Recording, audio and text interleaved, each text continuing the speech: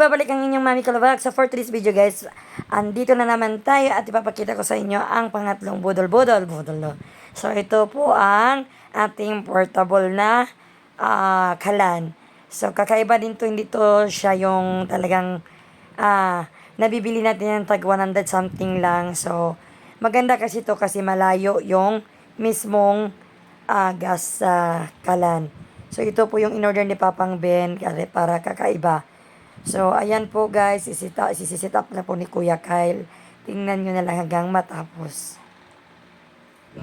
Kita mo dito. Kita ko. Sirado ko lang. Okay, masik.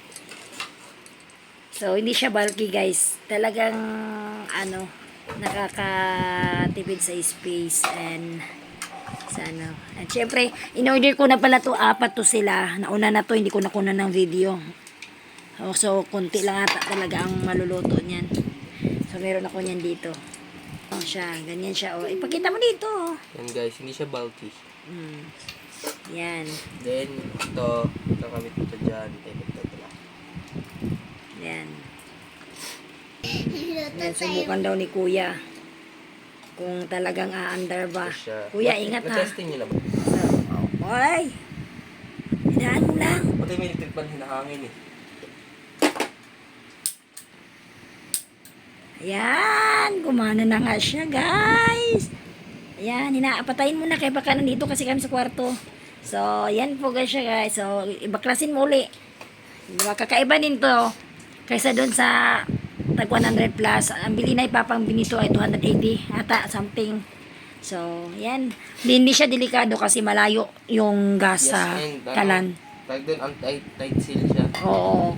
Then, tingnan mo, ibalik natin ulit sa lagyanan, guys. Tingnan nyo. Hindi siya bulky. Hindi siya bulky guys. So, sa mga nagbabalak din mag-camping-camping dyan, bumili ng maliit na kalan. Ito maganda to. Maliit lang siya tapos hindi siya bulky. Nakasiperate siya dapat doon sa ano. So, ayan, tingnan nyo guys. Diyan siya nakalagay. Tiyading! O, diba? Kita nyo yan? O, tiyading! O. So, yan po yung pang third bodol. Dumating dyan. So, ready na kami para sa aming nalalapit na camping-campingan.